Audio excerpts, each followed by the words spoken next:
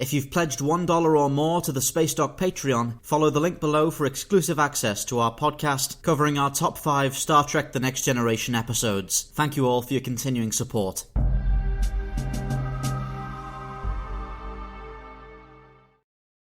Though far from the largest military confrontation of the 24th century, the Federation-Cardassian conflict that would become known as the Cardassian Wars was easily one of the most important and far-reaching events of the era, beginning a series of developments that would eventually lead to fundamental changes in the political structure of the Alpha Quadrant. After watching the slow but relentless growth of the United Federation of Planets for over a decade, the leaders of the Cardassian Union became certain that the Federation would initiate an invasion of their territory before long. The inciting incident for the conflict came in 2347, when Cardassian frontier scouts reportedly mistook a developing Federation colony on the planet of Setlik III for a military staging ground. There is some historical debate as to whether this reported misidentification was in fact a front for a deliberate attack on a Federation settlement.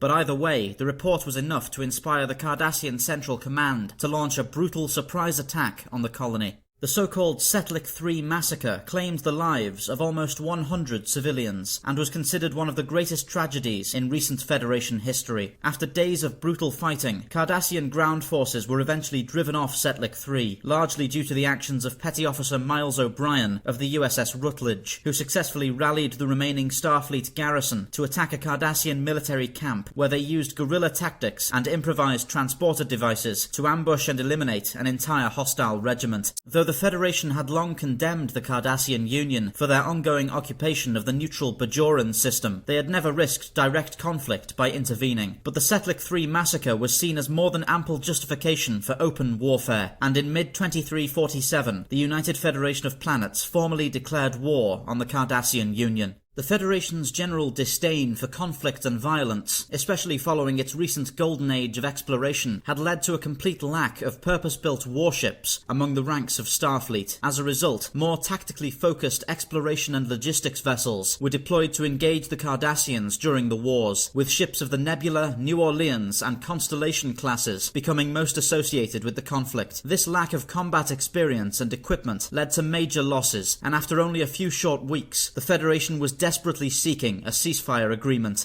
The Cardassians took full advantage of the desperation shown by the Federation, even responding to a truce offering in 2355, only to brutally ambush the USS Stargazer when it arrived at the rendezvous site. During the conflict, the Cardassians made extensive use of gravitic minefields, often forcing the Federation into prolonged ground battles by denying their access to orbital gravity wells. One particularly brutal engagement saw a Federation border outpost under Cardassian siege for 3 days before the attackers were finally driven off by Lieutenant Catherine Janeway and the crew of the USS Albertani. Many of the gravitic mines deployed by the Cardassians during the conflict remained unexploded decades later, continuing to cause violent accidents and endanger settlements.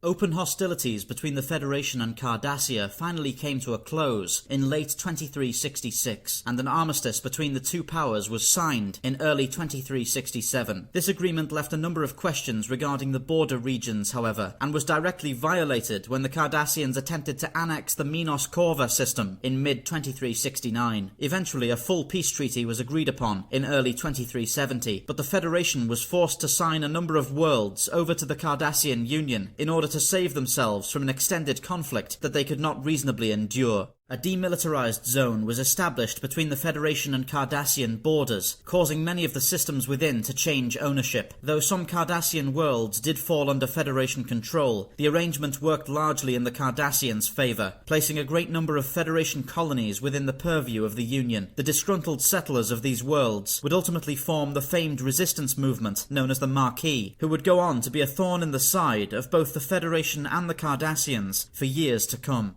Much like the Battle of Wolf 359 and the disastrous first contact with the Dominion, the Cardassian Wars present an example of the Federation being caught completely unprepared for armed conflict and being forced to endure heavy casualties and sign unfavourable agreements in order to restore peace. The events of the wars would leave an indelible mark on the Federation's Starfleet, fostering an uncharacteristic degree of xenophobia against Cardassians among many of its members. In spite of the war's brutality, the conflict was still not enough to inspire the construction of defensive warships by the Federation, a decision they would only take when faced with the might of the Borg Collective.